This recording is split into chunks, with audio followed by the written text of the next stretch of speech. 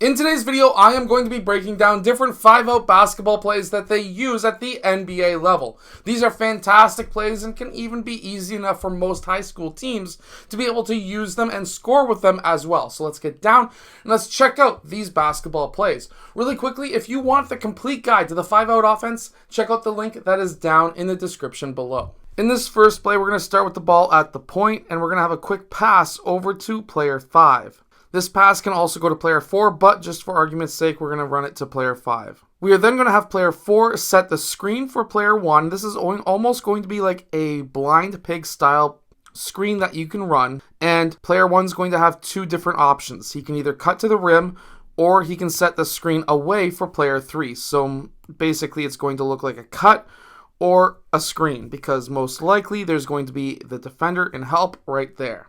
If he has the option for that layup, of course, hit him with that pass. It's going to be an easy layup, potentially. After player 1 sets that screen, if he does set that screen, he's going to then use that screen, and at the same time, player 4 is going to turn around from this screen, and he's going to screen away now for player 3. So now this is turning into a staggered screen. Player 3 is going to have the option of curling in, attacking the basket, or popping off over here. Meanwhile, player 1 and 4 are going to be clearing to the three-point line. If player 3 pops and receives that pass from the three-point line, he's going to take that shot. At the same time, we would like to see player 5 set a down screen on player 2, and he will roll off that screen. Now, what this is going to do is this is going to give player 3 two different options at this time. If nothing happens, player 5 can clear back out, and you can continue to run the 5-out or a random 5-out motion offense. Or you can run it to the opposite side as well. Another fantastic play that you can run in the 5-out that is ran at the NBA level is if we have, let's say, player 2 being a fantastic shooter, for example, a Steph Curry. We can have player 4 set that down screen on player 2, and player 5 will set up the staggered screen. Player 2 is going to come off of that staggered screen, but instead, we're going to have player 5 roll to the basket. Player 4 is going to pop out. The major difference here is player 1 is going to then dribble towards player 2 at the point. Player 1 is going to set that dribble handoff to player 2. We could have also had a pass to player 5 as well if he was open. Backdoor, because everyone is paying attention up here. They're not paying attention down here. He may be open. If not, he will clear out. And player 1 will then roll to the basket.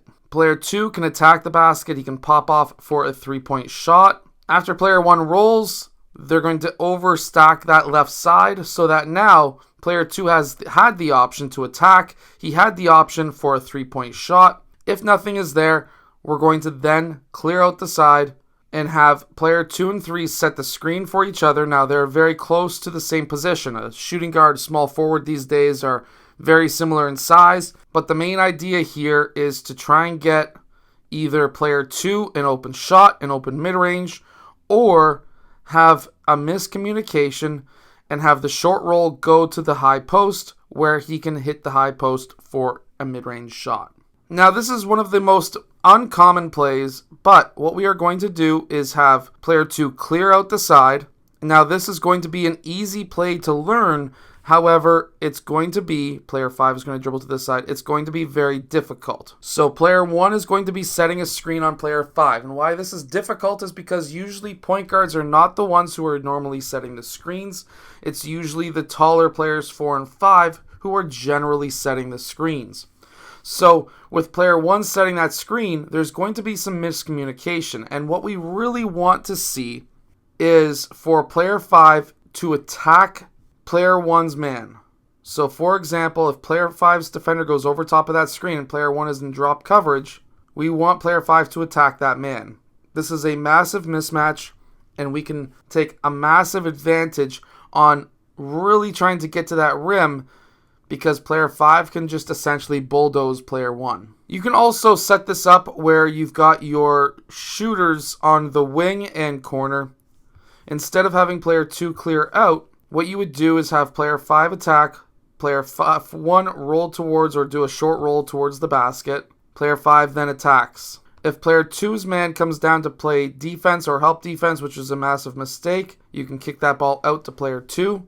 That would be an open 3. or if player 4's man doesn't come over. So one of the most common mistakes that we see, or at least that I see, especially at the youth level, especially when it comes to a 5-on-1 screen, is this man's help defender. He's going to come over and help, which is fine. That's what we want to see. However, player 3 doesn't generally drop. Even in the NBA, this doesn't happen all the time. Player 3 red doesn't always drop, and he's supposed to so that he's able to watch 3 players.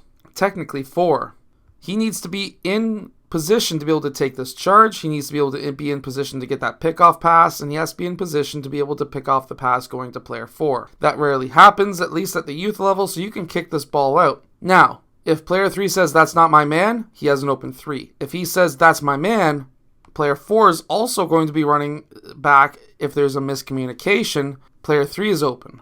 If there's not a miscommunication and player 4 is sprinting out, by the time he gets back, that's a 3. What should happen defensively is player 3 closes out, player 4 switches, they would call it out.